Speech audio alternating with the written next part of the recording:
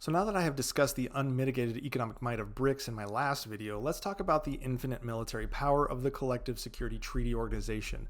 In an interview broadcast on Thursday, Armenian Prime Minister Nikol Pashinyan announced a halt to Armenia's involvement in the Collective Security Treaty Organization, which is led by Russia. They cited the bloc's failure to meet Armenia's expectations. So the CSTO is Russia's answer to NATO, although it only has 6 countries versus NATO's soon-to-be 32, with Hungary likely voting Sweden to join soon. Those 6 countries are Russia, Belarus, Kyrgyzstan, Kazakhstan, Tajikistan, and Armenia. All but Russia are outside of the top 60 in global power per the Global Firepower Index. Armenia ranks 101st. Now, the reason Armenia is halting involvement in the alliance is due to the ineffectiveness of the CSTO to respond to calls from Armenia to assist in their fight against Azerbaijan. Article 4 of the Collective Security Treaty establishes that an aggression against one signatory would be perceived as an aggression against all. This is similar to NATO's Article 5, but is clearly meaningless in the CSTO. Now, it's worth noting that Armenia is not leaving the CSTO, nor will Armenia eject Russian bases from its country, because that falls under a separate agreement. This is basically Pashinyan voicing dissatisfaction with Armenia's traditional alliance with Russia, questioning the reliability of Russia's support to Armenia, and hinting that they might be reassessing their role in the CSTO.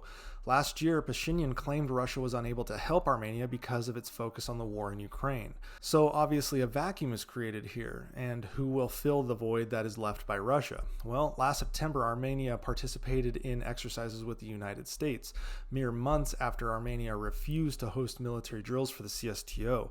Obviously, this angered Russia because Russia has sensitive military bases in Armenia, and the U.S. was in proximity to them.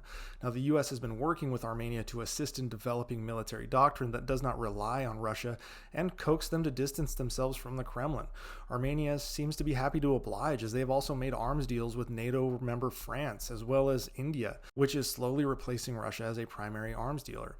Armenia is increasingly feeling betrayed by Russia and is seeking security elsewhere. This is just the next step. Armenia is not the only country adopting this cautious stance towards the CSTO. Likewise, Kazakhstan has been pulling away, and Kyrgyzstan abruptly canceled a CSTO military drill in October, just a day before it was supposed to start. Specifically for Kazakhstan, this represents a significant change. Just before the invasion of Ukraine in January of 2022, Kazakhstan received military support from the CSTO, led by Russia, to quell fuel protests in their country. Now, while the intervention ended protests, the Russian military never actually left Kazakhstan and still remain there to this day.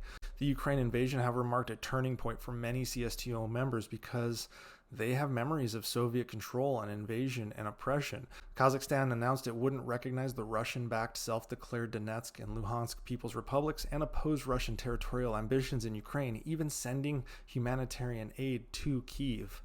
Now, Kazakhstan also opted out of the 2022 Russian Economic Forum in St. Petersburg, which was a major snub to Putin. This shift mirrors changes within the Kazakh society. A lot of it has to do with demographics. 30 years ago, the Russians accounted for 37% of that country and ethnic Kazakhs for just 39%. But in the last 3 decades, the Kazakh population has grown to 70%, while the Russian population has declined to just 18%. This was fueled by the Kazakh government promoting a return of ethnic Kazakhs to their country, as well as promoting the Kazakh language, culture, and heritage, which, if you remember, was a big reason why Russia was angry with Ukraine. They want these Soviet bloc nations to focus on the Russian language, culture, and heritage, not their own. So Kazakhstan is essentially taking the same path as Ukraine at this point. Moreover, Kazakhstan has been working on strengthening its ties with the United States, which has supported it with significant aid for various sectors and seen a substantial U.S. private investment boom. Recent discussions between Secretary of State Antony Blinken and various Kazakh officials primed meetings between President Biden and the Central Asian leaders back in September, which underlines this growing relationship between these countries and the U.S., while the relationship they have with Russia is faltering. There are major geopolitical implications here. The collapse of the CSTO as a proxy of Russian power projection and control would be a significant embarrassment for Putin and the Kremlin.